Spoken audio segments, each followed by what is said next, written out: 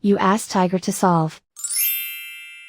This deals with linear equations with one unknown.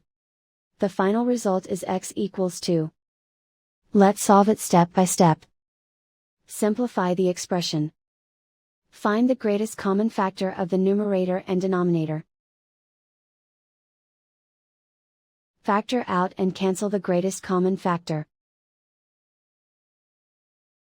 Group all x terms on the left side of the equation.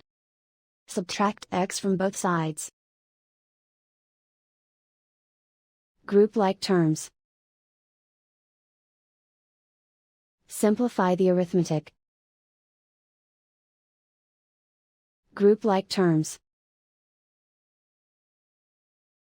Simplify the arithmetic. Group all constants on the right side of the equation. Add 1 to both sides.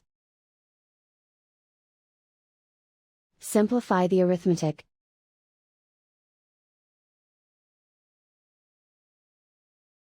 Isolate the x. Divide both sides by 5. Simplify the fraction. Find the greatest common factor of the numerator and denominator. Factor out and cancel the greatest common factor. And so the final result is x equals 2.